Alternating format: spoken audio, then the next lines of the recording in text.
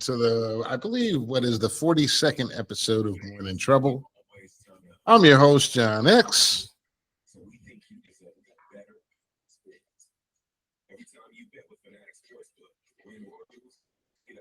Bringing you the best in mid-conversation.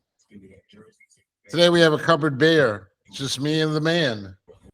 Mr. Brooks with the good looks, Robert Brooks.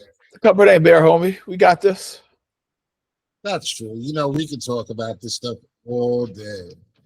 So big shout out to everybody that's not here. Mr. Gene Hopkins, Mr. Grant Lancaster, who? Man's got his foot square on Grant's neck right now. Square on his neck. Don't you flinch, boy. Don't you flinch. You won't be getting no paycheck. And Mr. Reggie Wood. And I gave a shout out to Mr. Johnson. He didn't get back to me, so I'm assuming he's not available tonight. So just me and you, Rob, just like it began, bro. What it is, man? What's going on, homie? Man, same different day. Actually better. Like you sent out to the group earlier this TikTok about all these women choosing child support over baby daddy in the house. Yeah. Not astonishing.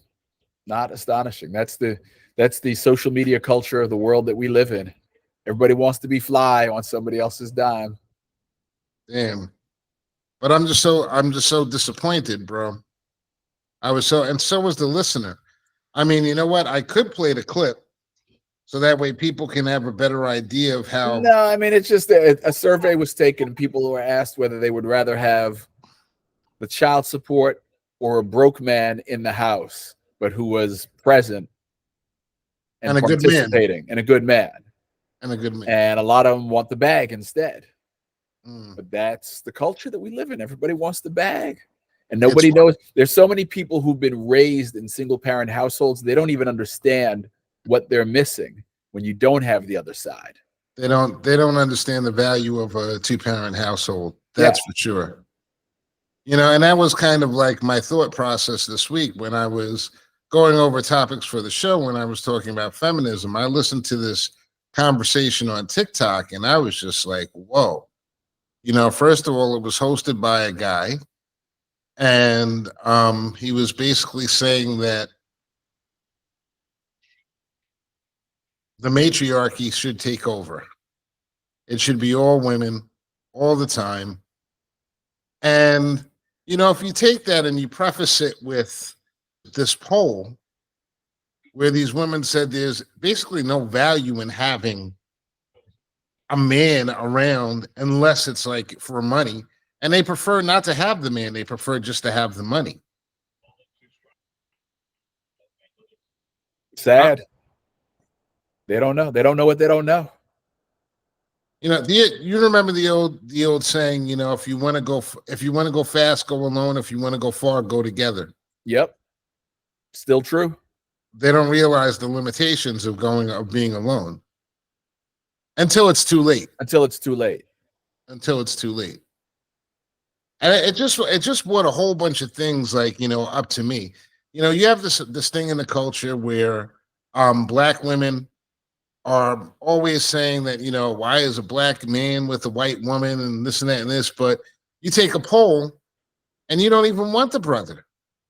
You don't want him. Not like she wants him. Is that disingenuous? You know, we all think that we can buy our way out of the pain and affliction that we've been in. So everybody just wants the bag. Like, you know, the dear departed Kevin Samuel used to always say, you know, nobody is undervalued as the average man.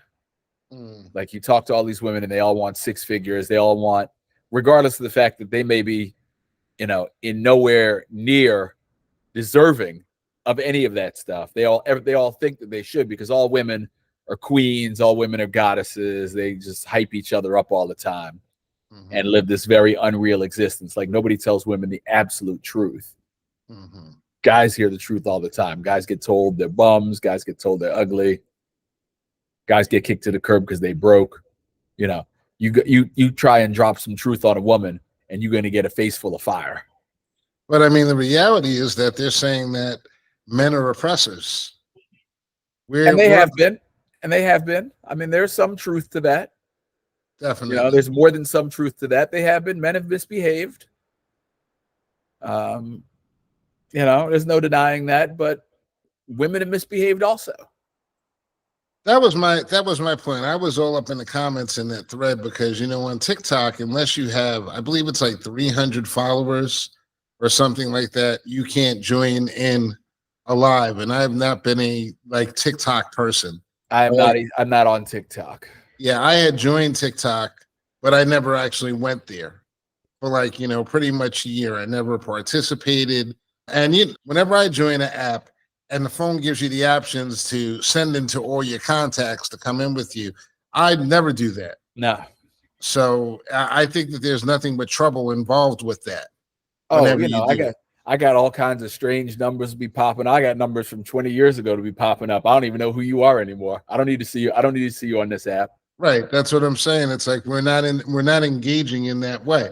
But that's kind of how the apps get you, because they know that you still have this idea about how you are and how you feel you should be viewed based upon 20 years ago. And you may temper it, or you have people who you haven't spoken to in 20 years that get these new ideas about you based upon what's going on right now. I mean, we were just joking a couple of weeks ago about the fact that I was a crackhead, you know? Yeah, I'm so glad to see you recovered, bro. I was worried about you for a moment. Thank you, man. It's like, you know, when I was out there stealing hubcaps and, you know, terrorizing women, it was difficult. And I pulled myself up from my bootstraps and, you know, became the same person that you see today. Well, I'm just glad that you kept your teeth. Well, so many of those people who go through that, they lose their teeth. That was the difficult part. It was like, I'm assuming that you were, you know, between hits of crack, you were like rinsing your mouth out with like coconut oil or whatever to keep the bad bacteria away or something. Well, you managed to keep your teeth. You know, between that and the stint as a personal trainer, I have to credit, even though the fact that I was out there late at night smoking, I still kept certain rules when it came to what I would put into my body. So, you know, I have, for example, Rob, I would smoke Coke, but I wouldn't drink it. No carbonation. Certain foods I just didn't eat. Of course, we're joking right now. I hope nobody really takes this serious, but my man was not on crack. I was never on crack. Never smoked crack, never. And as a matter of fact, it's like, you know, the reason why the rumor started, it's such a sad thing. It's because it was to justify someone talking to a woman that I didn't want anymore. It's like, you know, cats are just weird. Cats are just weird, bro. They're just really weird. It's a weird planet right now, man. It really is. It really is. I was at the DMV yesterday, and I spent way too much time in the DMV yesterday. There's no getting around it. But there was a couple of old black folks in there, and in Jersey there's this thing, Real ID. Like, so your New Jersey driver's license after next year will not be eligible to travel, like to get on an airplane with and things like that, unless you get this Real ID. Okay. And so when you fill out the paperwork for this Real ID, like, you cannot make any mistakes. And this woman went up there 4 times. She kept screwing up the card. She kept making mistakes on the card. So the guy, hey, you got to go back. You got to fill this out. You messed this up, blah, blah, blah. And she's cussing and fussing. And like, I wanted to leave just because I was tired of hearing her. Like, I didn't want to be bathed in that negative energy. Right. Like, yo, you keep fucking up the card. Why you cussing him out? Like, cuss yourself out. Like, you the fool who put the name of your city where he asked for the name of your county. Like, you did that, not him. Personal responsibility is not big. Regardless of whether you think it's bullshit or not, it is what it is. This is the thing. It's just a simple form. You know, everyone feels like every time they're aggressed, they have the right to actually it's all personal. Like it's as if somebody's doing something to them. Right. And the amount of people that I saw, there was a guy I didn't want to, he was trying to tell everybody his story, and I was really dodging hard to get away. But his appointment was an hour before mine. Mm-hmm. And apparently he messed up his paperwork so many times that he was 7 numbers behind me. Mm. So, I mean, he had been there since 11:30. My appointment was at 12:40. He had been there since 11:30. I got out of there at 3:10, and dude was still waiting. Wow. And, you know, I can't believe they're doing this.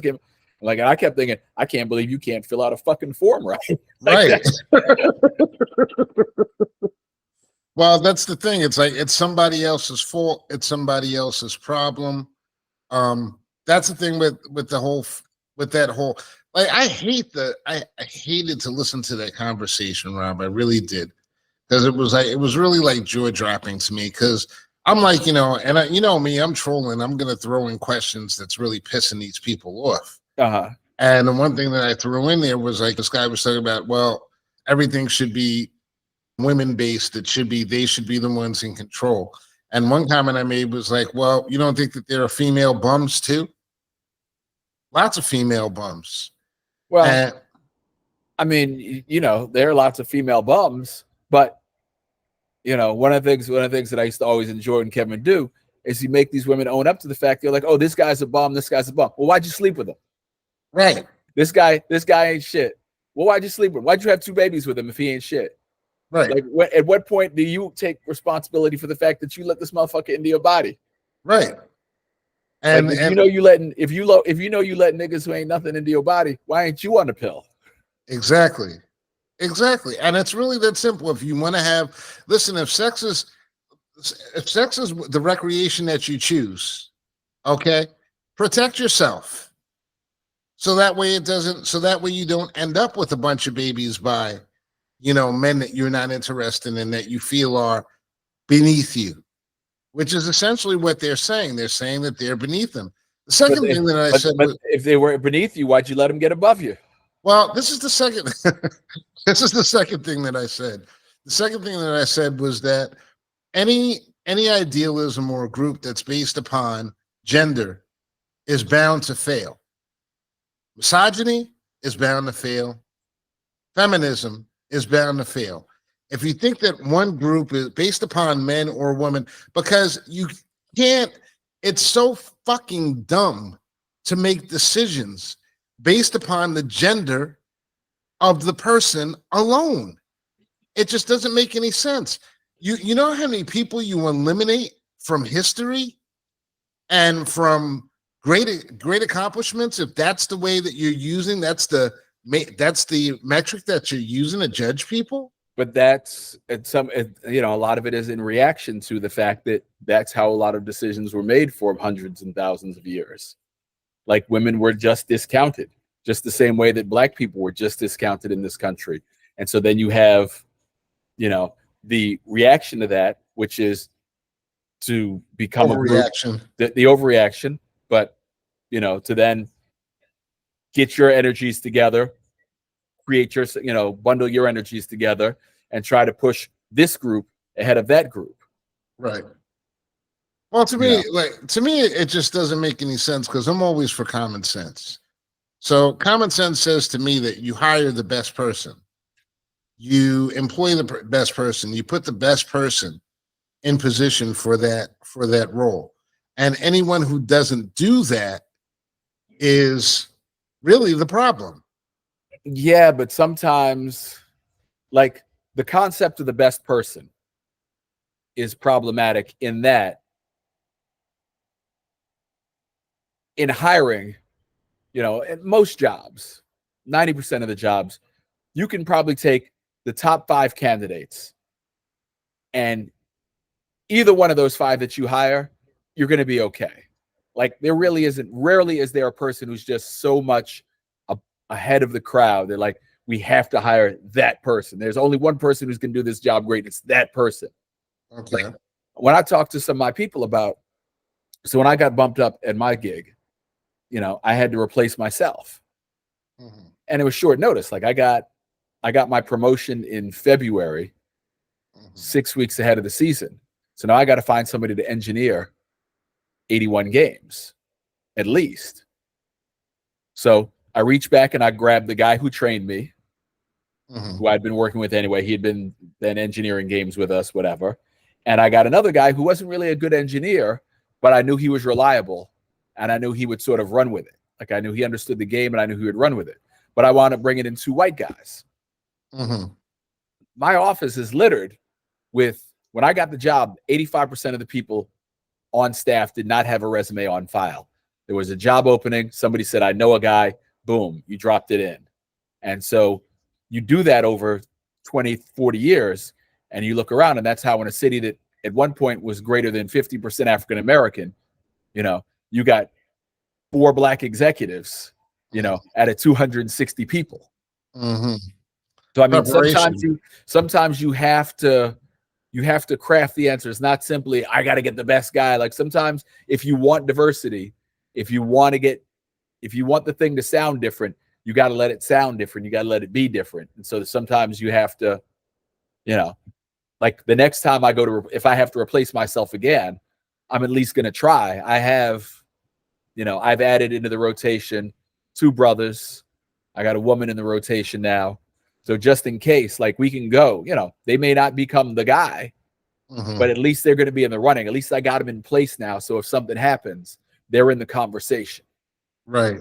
And so that, like hiring the best person, sometimes it's, you know, I tell people all the time, like you take your top 5 candidates, put a bag over the top of them, hit one of them on the head. Whoever falls down out of the bag, that's your guy. When he wakes up, that's your guy, and you're going to be okay. Right. Well, sometimes it takes effort, is what you're saying. You have to go the extra mile in order for because of what we have done for 400 years here in America. That causes us to have to take extra steps sometimes if we're going to level the playing field. If we're truly interested in leveling the playing field. Well, you just made the best argument against diversity, equity, and inclusion that you could possibly make. What you're saying about making that effort is exactly what the powers that be, or the opposition to those programs, have been working very hard to make sure it doesn't happen, that you don't reach back and you don't, like, you know, and what you're saying is just really something very simple, which is being prepared with a resume. And it kind of like broke it down. I don't know if we talked about it last week or whether it just comes to my head, but you know, I from listening to all these different platforms, what I'm getting from the Black community in inner city, a lot of Black people in the inner city community, is that they don't have the same dream of inclusion or making the same money as white people. They want to make the same money as a white person. They want to make rapper money. But they want to make rapper money, right? They're not really interested in the concept of actually like going to work and doing things in a certain way in order to like lift yourself up. The whole thing is like that. The whole community will come at you and say you're trying to be white. Well, I mean, we dealt with that to some extent, but we grew up in the New York area, and New York was sort of aspirational. Like that's the one thing that when I got to Philadelphia, that I found really weird, in that, like in New York, you know, you wanted, you know, it seemed like everything was available and everything was for you. When I got to Philadelphia, people were very, very quick to tell me what was for me and what was for white people. Oh, you doing that white people shit? Oh, you doing that? That's white people shit. Like you're talking about people in the Black community, like people in the Black community, yeah. Okay. Like people in the Black community, like, but they had been so beaten. Like the conclusion that I came to after years and years of being immersed in this soup is that they have just been so beaten down, and the system has betrayed them for so long that they've given up all hope of ever becoming part of that system. It's not for them. And in New York, at the time that we were growing up, there was still that hope. Like you could rise up and you could do anything that they could do was open and available for us. You're going to have to work a little bit harder to get it, but it was open and available for us. And you'd go into the city and party, and you'd hang out, and you'd be in clubs with all different kinds of people, and nobody cared because you're all getting down. Right. Whereas in Philadelphia, when I got here, every set had their own spot. Mm, You know, you rarely saw, upper middle class Black people interacting with white people. mm. You know, Okay. there weren't those places where you could go like, oh, New York, you had Bentleys and the Silver Shadow. Like, oh, Mhm. look, it's upper middle class Black people out dancing. How about that? Let's go Right. have some fun. Right. There was no place like that here in Philly. Mm. That's interesting, but it's probably well, it's definitely true. It's your experience, so it's what you experienced. I and listen, like Rob, you know me. I'm not necessarily like an integrationist per se. I don't necessarily believe that that's the only way to go. My problem with it is exactly what you said. You kind of hit it on the nail. It's the thought process that you can't do any better or it's not going to be available to you. Stop trying. It's like, to me, it seems as if like the mentality is before you could even do anything, it's like you really got to fight these fucking horrible takes and mentalities that Black people have. And it's not just like women, it's not just the men, it's not just the LGBTQ. And that's another thing. Like we take ourselves, it's the men are misogynistic, the women are overly feminized, and the gays are overly they're a Carmichael gay, which is at this point is like this guy is like I haven't seen his show, but I'm so tired of every time I turn on HBO Max seeing this boy in his underwear. Like that's the first thing that pops up. And it's like I'm thinking to myself, like, what type of message are they trying to send me by showing this guy in his underwear every time? And I've never watched the show, but I just read an article on The Root about some of the content. And ugh, He is taking the concept of reality television to a different level. what level is that? I haven't seen the show yet, but from what I've read, he is opening the door and allowing regular people into his televised world, in which it's everything's a discovery. I don't know if you saw his stand-up special, Rothaniel. I think I saw parts of it. I fell asleep. He's a storyteller. He's very confessional. He wants to peel all the layers off and expose it all. I would say about the him in his underwear thing. I haven't seen those spots. I guess you and I are watching different programs on HBO Max. I've been watching a lot of The Godfather lately. All you have to do is turn on the. That's what LSD will do for you. All you have to do is turn on the app. It's right there on the top of the page. But, every commercial with a female in it has her in her swimsuit or her in her skivvies. So, sex sells in America. Is that sex? Is it? I don't know. Is it? To somebody, it is. I guess. I'm not for the whole like. I can even make an argument. Listen, I could live without seeing ads with women scantily clad. It's not a bit. I don't feel like those are things that really should be out there. In that way, I'm very 1950s. What you do behind that, what you do behind closed doors. Once the door closes and everything, the whips, the chains come out, the whipped cream and all of that other stuff and everything, clamps, stamps, whatever it is. That's like fun and everything. But once you open up that door, I don't feel like kids should be exposed to any of that stuff. And that's just how I am. I just don't feel it. I don't feel it because it's like it's like almost like you want to get these kids involved in these arguments, in these discussions before their time. And all they're interested in is, well, now it's just playing video games. Back in the day, it was going outside and playing, but they're not interested in your sex talk, buddy. It's like everybody is P. Diddy. And we sit up here and we criticize Diddy for all these parties that he had with consenting adults. The stuff that he did with the allegations, that's something different. But the stuff that they did with consenting adults, that was just them. That's their freak. That's their thing. Yeah. Far be it from me to judge what another man is doing in his leisure time. I don't even care about what Carmichael is doing in his leisure time and everything. But the conversations about the race play, that's something different. I mean, that was like when I read that, and I guess somebody would say, "Well, watch the show." But no, I'm not going to watch the show. I'm going to have to rely upon, reading an article in order to get an opinion on that, because I don't want to see him in his drawers. I see enough of him in his drawers whenever I go to the HBO app. It's just too much for me. I just can't. It's just foolishness. But I thought about, this is the guy that they use partially to bring down Cosby.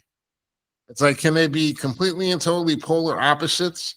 Because apparently on his show he talks about how he's a sexual he's a sexual deviant in his own way, and we all know Cosby was a sexual deviant. We don't. But there are different levels to sexual deviance. There's people who are into non-traditional things, and then there's incapacitating women and fucking them. Oh, That's yeah, a different level of deviance. Oh yeah, definitely. I mean, I was talking to Alexander. Big shout out to Big Cuz Alexander. What up? You know, and he was telling me a story because Alexander, he was down with Miles Davis back in the day, and he was like, he was doing his thing. He's a big time airline pilot, but he was friends with Miles, and he told me a story about Cosby that I won't repeat and everything. But he told me a story about Cosby, and Miles Davis was the one who actually like did that. And then when Miles Davis died, apparently Cosby had some not too flattering things to say about Miles. And that was his boy. And Alexander's like, I always said that if I saw this man, I don't even know if I should be telling this story, because it's him. But he said if I ever I felt like if I ever saw him in person, I would tell him. And I'm not going to tell the story because it's not my story to tell, but he did cross paths with him. He did say words to him, and he said Cosby's face went white as a ghost as he told him that. And he told him, he said, you ain't got to call your security. I ain't got to knock you over. But I just thought that was some low down dirty shit that you said about Miles at that time. Mm-hmm. And it just goes to show you that even back then, in order to save face and in order to look good, we have a history of Black people of dragging other Black men and other Black women down in order to elevate ourselves, which kind of made me feel really good this week when I saw that J. Cole video, because J. Cole came out with the song on his album. He came out with the new album and he dissed Kendrick Lamar. And did you see that video clip with J. Cole? I haven't seen it, no. J. Cole's up there, he's at a concert in front of all these people, and he said, you know what? There's something that's just not right with my soul right now. I made this record, and it was about Kendrick Lamar. And honestly, Kendrick Lamar is one of the most talented rappers, one of the best dudes in the game to ever do it. And he said that was a goofball moment, and I apologize. And his record just dropped. He said, I apologize for that. It was the most low vibrational type of thing that I've done ever. And everything, and I don't want to even bring my soul down to that level, and I want to go back and I want to elevate to where I come from. So he said, Kendrick, if you decide that you're gonna come back at me and spit bars at me, I'm just gonna take it on the chin because I earned that and everything. And that gave me a feeling of, you know what I'm saying? J. Cole's a stand-up dude. Like he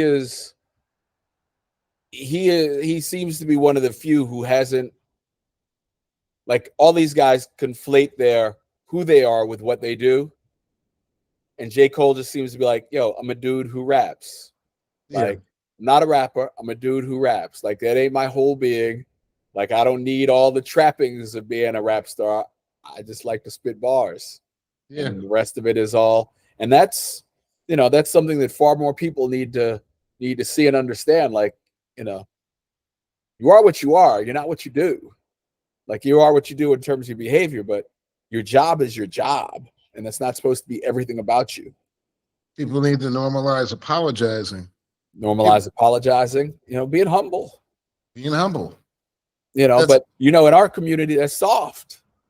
First thing people are gonna say, oh, he's soft. You know, people think they can steal on you because you apologizing to people, and you got to be willing to wear that. Yeah. Like, okay, you think you can steal on me? Good for you. I'm gonna keep going. You stay there. I'm gonna keep going. See you later. Right. You know? Keep it pushing. Yeah. I really, it was a good feeling to see that. And I really just wish that instead of like taking up some of these messages from some of these other guys that aren't really putting out any valuable lessons, you know, get money is not a lesson. You know, do whatever you have to do. Stunt on women. That's not a message. It's nowhere is that going to help you. You know, my brother, I don't have to be mad at my brother because my brother is good at what he does. And it's the same thing that I do. That's a message. That's something that you can build off of. You know what? I made a mistake and I'm not too small that I can't look at this situation and I can't say, I'm sorry for what I did. There's nothing wrong with that. And that's something that we need to, that's how you grow. Yeah. It's actually how you build and how you grow. You know, I had a friend that I hadn't talked to in years, and I did him wrong and everything. First thing I did was apologize, bro. Because I'm not that person I was back then. I'm not. You know, I made a mistake. I recognize I made a mistake. They still can't whoop my ass. So why that's not soft, that's strength. It's strength, bro. But you know that in the community that's perceived as soft. You know that that's not what we do. You know that's not what black men do. You've seen too many fights at the basketball court to know. That's not hell. We had a time where brothers was getting down and risking their liberty and their life because somebody had scuffed their Adidas. You want to talk about some dumb, backwards shit that we were engaged in? Like because somebody scuffed your Adidas, somebody accidentally stepped on your shoe. You had to. It became, you know, brothers would go to a 7 because somebody accident. You in New York City, it's crowded as shit. Somebody's gonna step on your shoe at some point. But you got to act like this motherfucker came looking. This motherfucker walked out the projects looking for you today to fuck your shoes up. Like he even knows who you are. Well, the truth of the matter is, Rob, we're talking about aggression, and that aggression is basically based upon the anger that we have collectively as a people, unfortunately, in many cases. And collectively, it's based upon the inability to do certain things. The feeling that is that we've gone completely. I bet you if you asked 100% of Black Americans in the United States to that now under the age of 30 to finish Black is beautiful. Black is beautiful, brown is fit. They don't even know that. And that's something that was like, you know, that was like a mantra that was like told to me by my parents to tell me like, hey, you know what I'm saying? No matter what they say, Black is beautiful. Black is beautiful, baby. You know, there's no ugly here. The only ugly is what we pull out of it.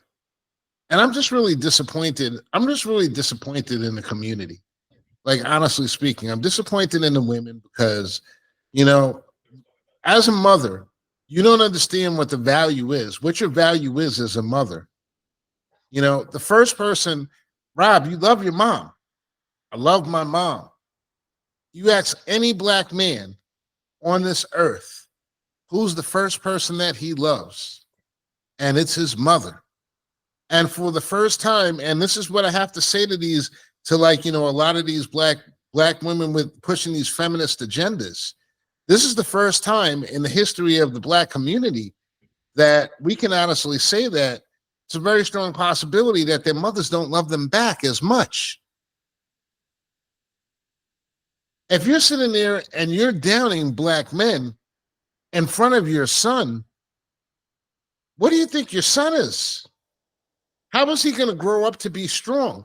And then the argument against that is that I don't want him to grow up to be strong. because I don't want that man to grow up to be a woman beater or abuser or something like that. But that's what you're doing is the actual opposite. You're going to get the opposite effect because what makes people mad, what makes a woman feel mad?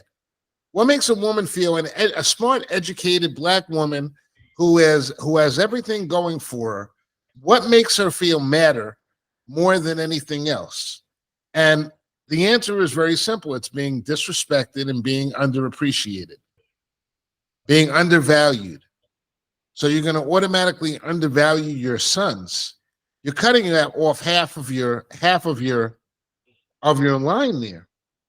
And how are these men actually going to come out and, the goal as a single mom used to be to raise a man to be a provider and to be like, a husband, a protector, everything that a father wasn't, that an absentee father wasn't, and everything. And I'm not sure that that's what the goal is now.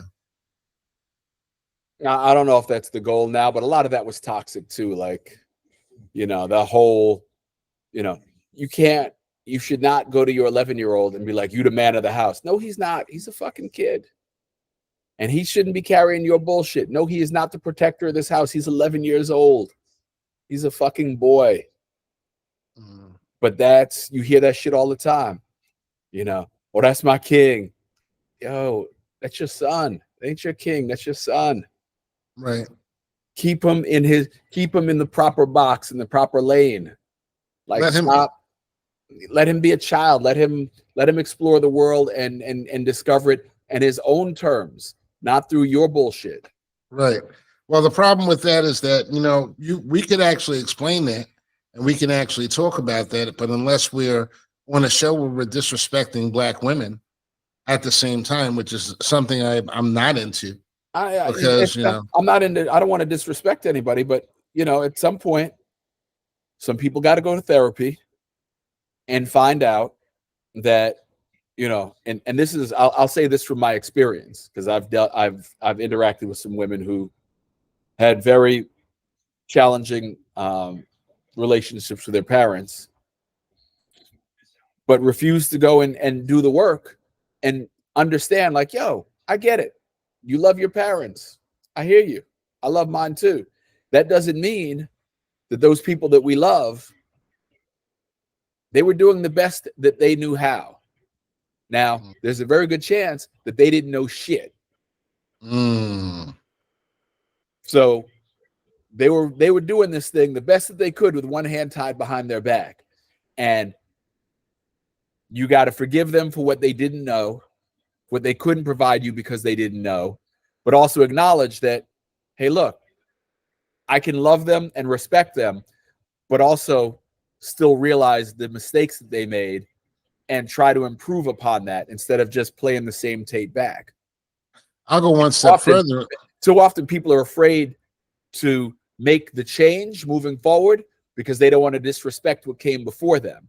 I'm like, well, the two aren't really related. Like, don't just keep fucking something up because they fucked it up and you don't want to hurt their feelings. That's stupid. Right.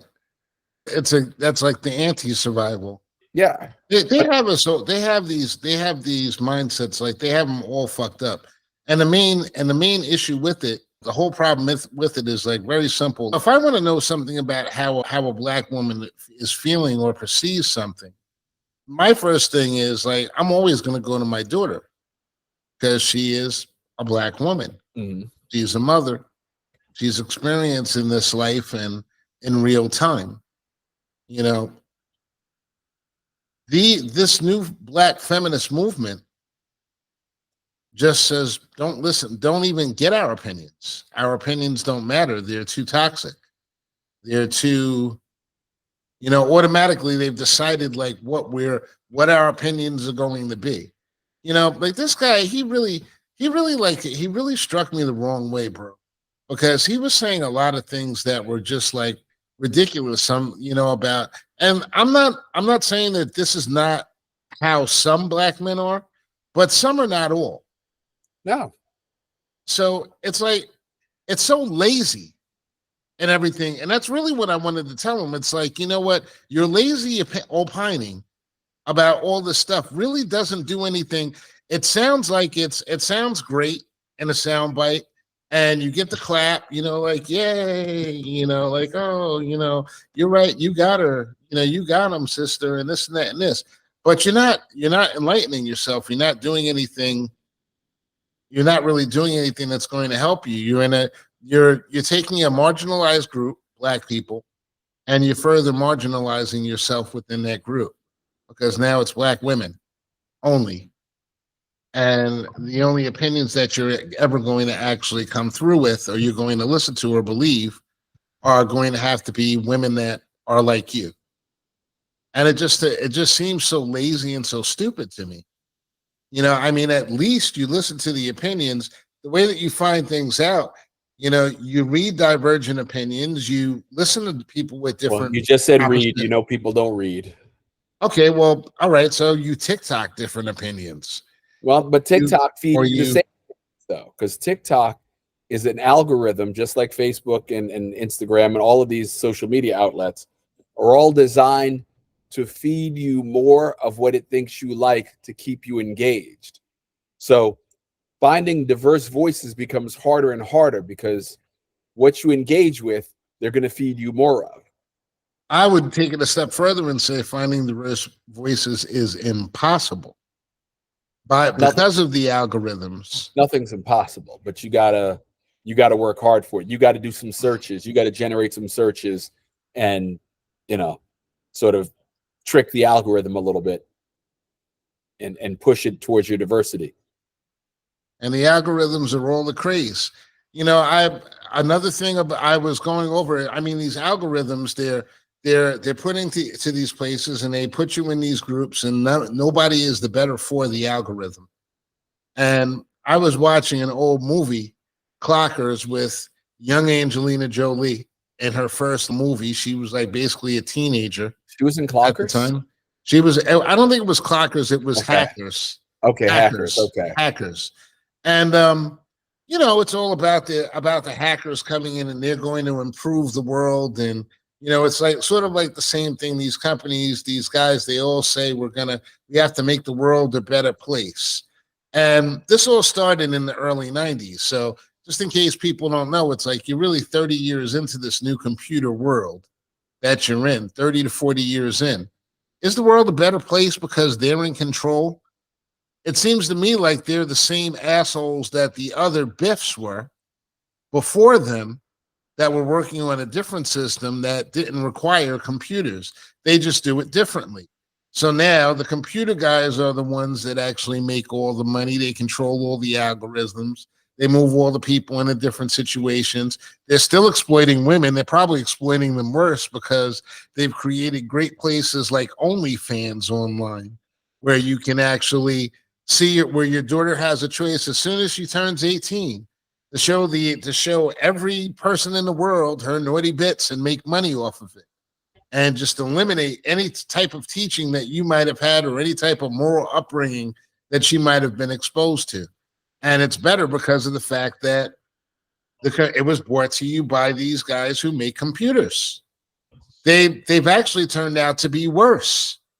We're not making this world a better place. They're making the world a worse place. And on top of that, they have you marginalized, and they have you amped up based upon being marginalized, while they're making all this money, and they're setting you up to basically be useless, because now you're useless, period. If you're not, pretty soon OnlyFans is going to be the only way that poor people show any value. And we see it in the community. Look at all the big butts and the oversized boobies and everything. It's like, do you have a mind? Does it matter? I don't know, bro. Maybe I should just give up. Just give it up. So I watched, and I've seen the movie before, The Big Short. Yeah. If you want to get pessimistic about things, that movie will make you pessimistic about things. But it's all true, and it's a lot of what you're saying right there. I mean, these guys, they created these programs to make money.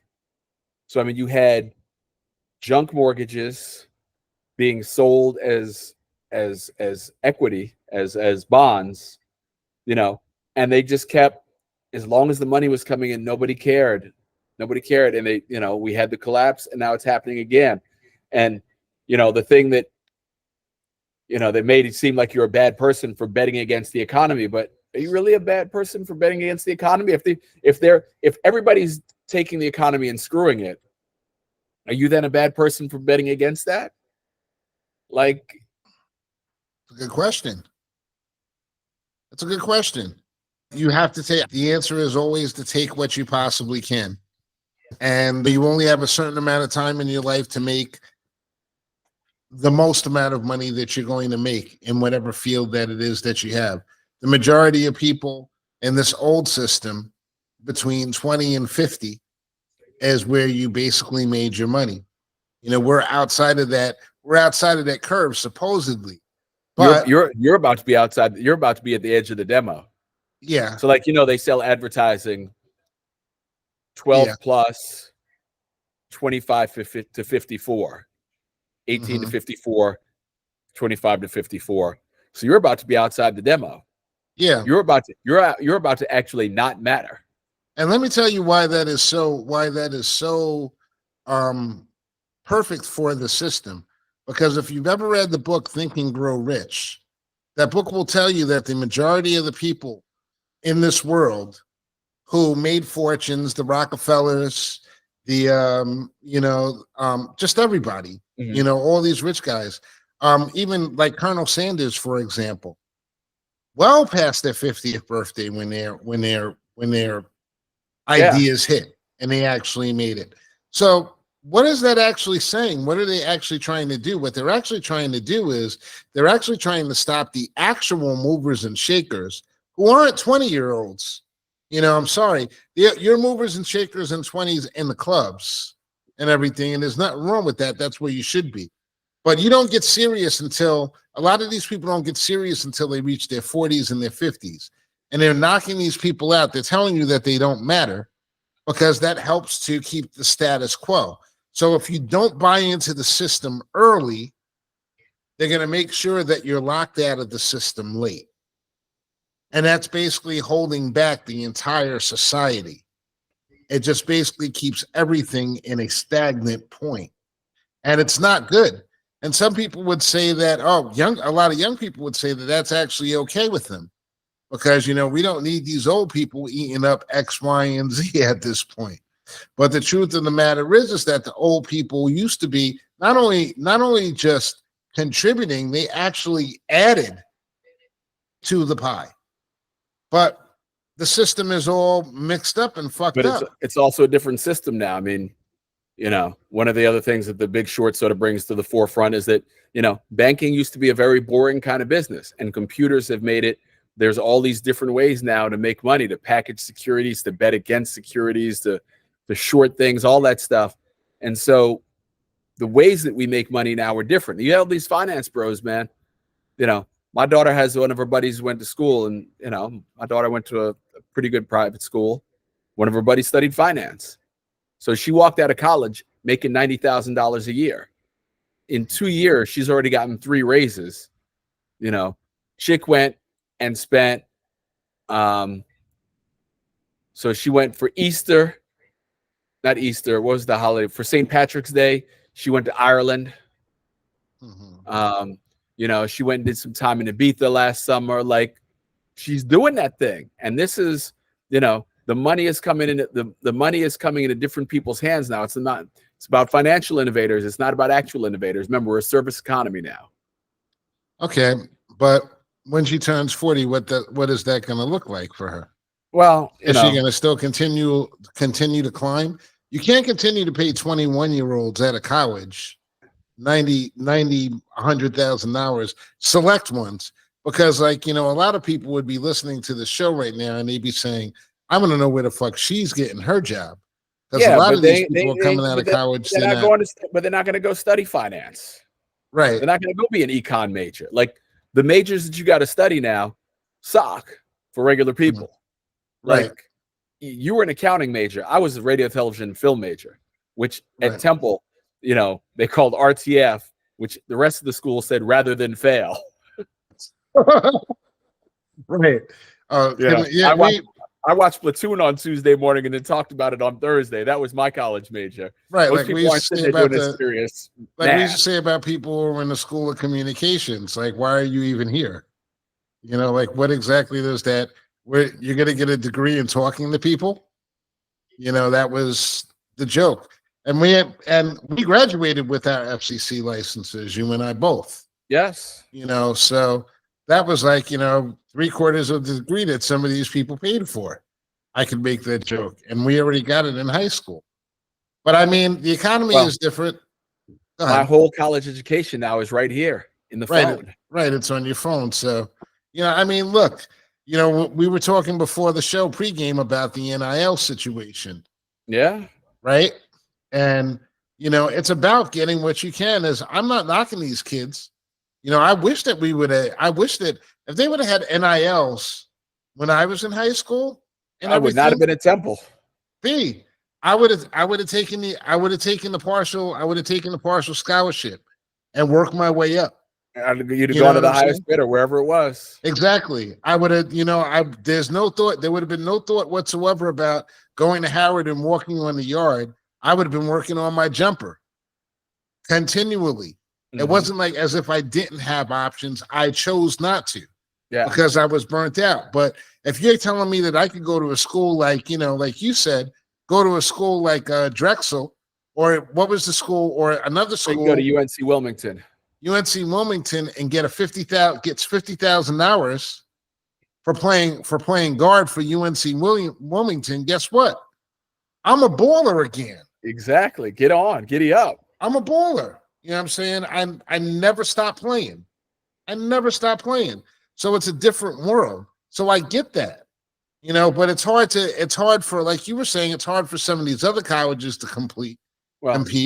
It's hard for a lot of these colleges to compete because you don't, you know, now you're sort of at the mercy. Now there's a sort of a reverse economics thing in that when we were coming up, remember all the free agents, you know, you always talked about free agents and they always looked at LA, New York, because you had to go someplace where you could get a really good off-season job, right? Right.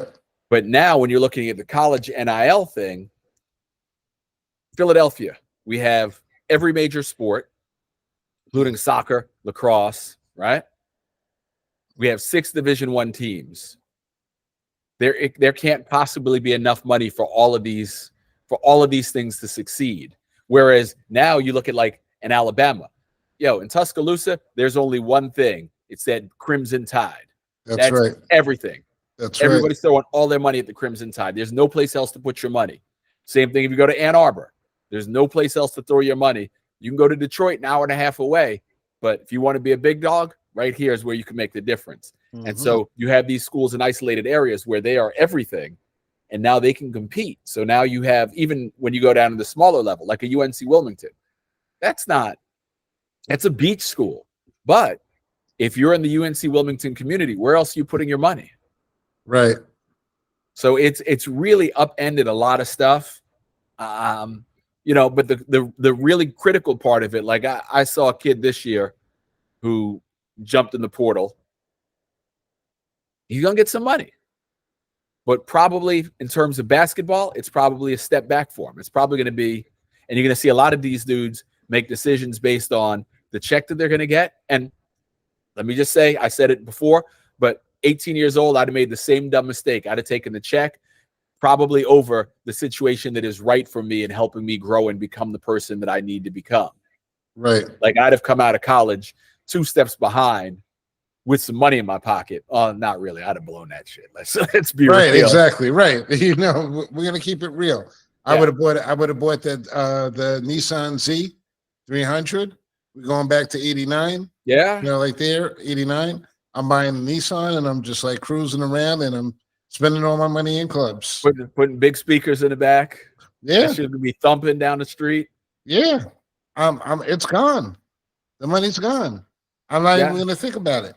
And we would have put ourselves behind developmentally, but we wouldn't have known it until it was too late. And that's what some of these kids are going to find out, that they took the money, but they cheated themselves. And unfortunately, they don't have the wise old sage brothers to actually like give him that type of advice and say, boy, you being stupid. You know, and that's really what it comes down to sometimes. Sometimes it's about, boy, you being stupid.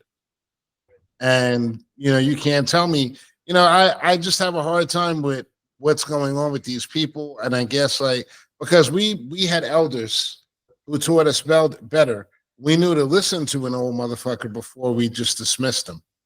And we weren't listening to them waiting for an opportunity to dismiss them.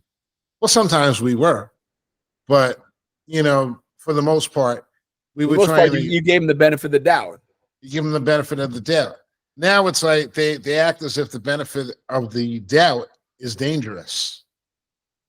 And that's the part that's a problem, because we're not learning from each other.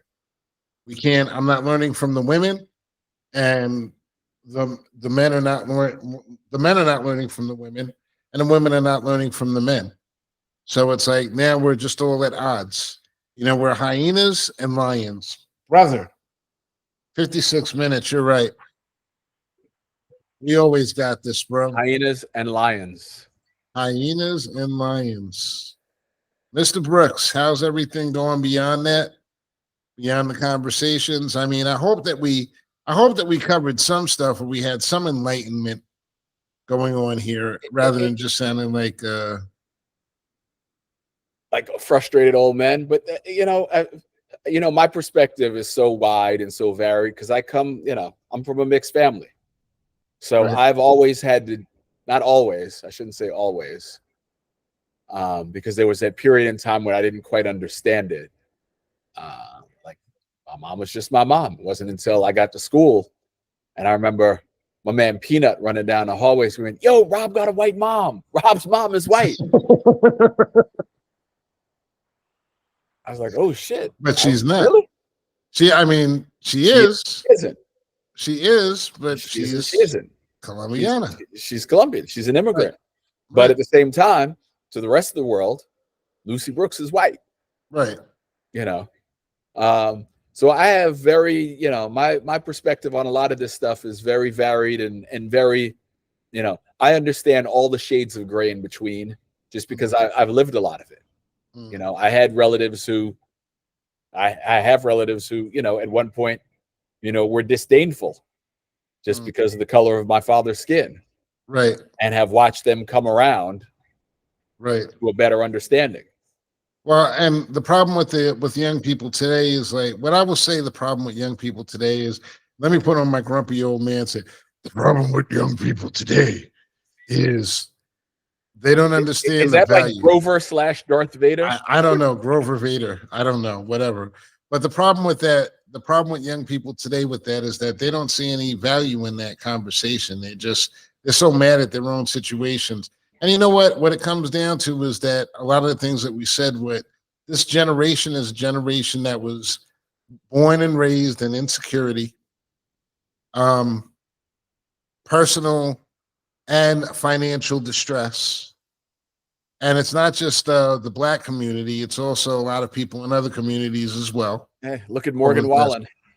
Yeah, he can't keep his shit together. No. He can't keep his shit together. He can't. He's got a little bit of money and everything, and he knows enough.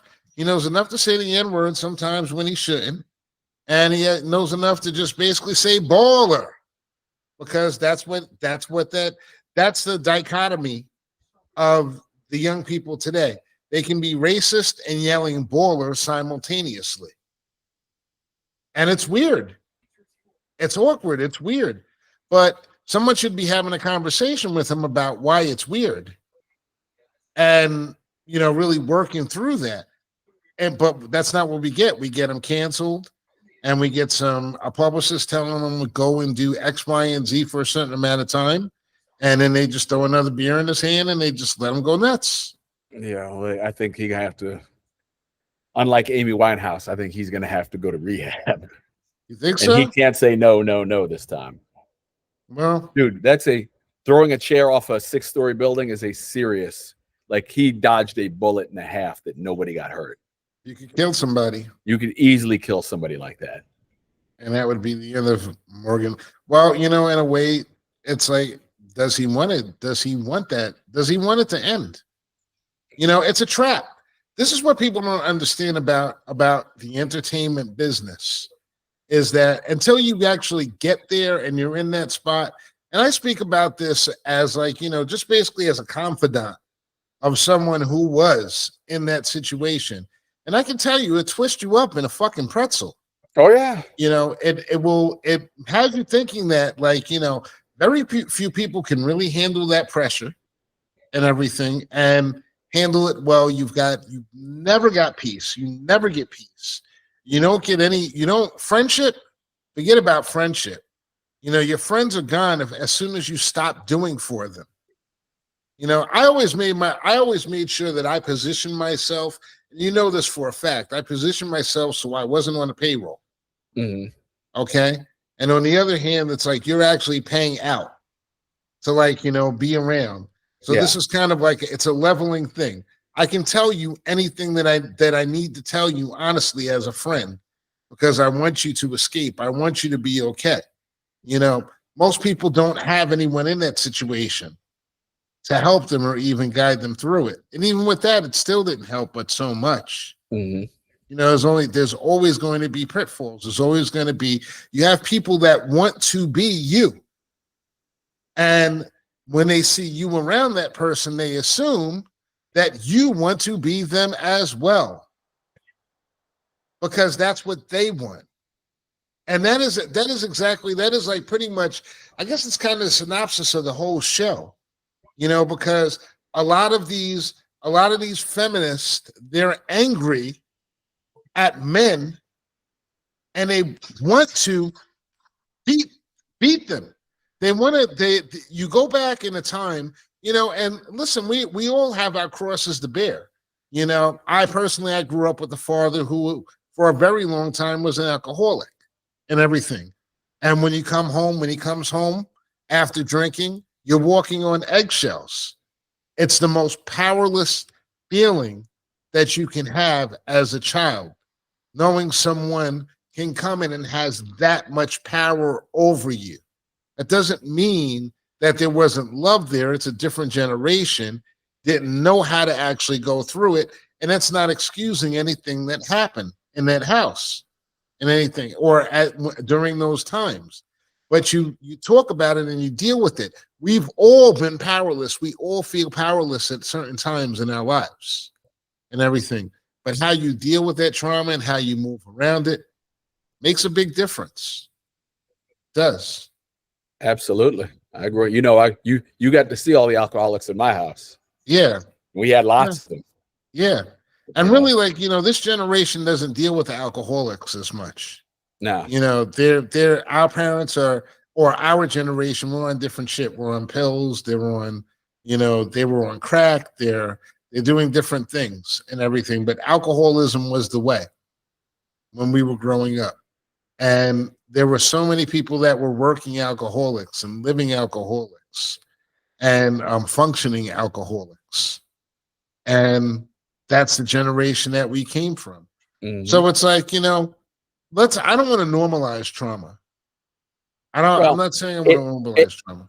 But like, it's normalized in that it's something that most people experience in some degree, because the young mind just interprets things however it wants to. I mean, there are things that your parents did that were absolutely benign, but your young mind went and took it and threw it in a different direction just because you didn't know. You had, your mind wasn't formed yet. Right. So there were things that they did that were, truly they meant nothing by it. But you're like, oh, no, it wasn't. But, right. You interpreted it that way at 6, and now you're still carrying that thing around with you. Right. Like I had my sister say something to me years ago about an event that happened. And I think I told that story here a long time ago. And to me, it was like innocuous. I'm like, yo, listen, I'm your little brother. I used to look up to you. She was my protector, but when she was my tormentor, she was the worst tormentor because she was my protector and she knew how to get at me. So we all have our crosses to bear, but hey, look, 41st episode of Born in Trouble. Mr. Brooks with the good looks. Thank you once again for coming and joining me on this show. You know, I know it's very difficult with your baseball schedule now. You're world traveling, eating hot dogs in different stadiums, Cracker Jacks, singing national anthems. Dude, you know I don't eat hot dogs anymore unless they're vegan. Only vegan. Denver, Colorado. They have them at Coors Field. Yes, they do. I'll have some when I get out there. There you go. Well, listen, I'm gonna get out of here, and I'm gonna go over to my Crack app and see if I can find the what was that Magical Negroes movie, since they pulled it from the movie theaters already. Which one? The organization, I forget what it was called, the Organization of Magical Negroes. That hasn't even come out yet. No, actually, it did come out. Oh, did it? And it's gone already? Yeah, they just pulled it because apparently black people and white people don't like it. Wow. Too real. I was kind of interested in seeing that. Do you have MGM? I do. American Fiction is on MGM. Okay. You check that out. Will do. Like, seriously. Will do. Born in Trouble, 41st episode. Everybody out there listening, I'm going to go get myself a slice of purple pie. Purple pie. Purple pie. Purple pie. Yes. Purple pie. Purple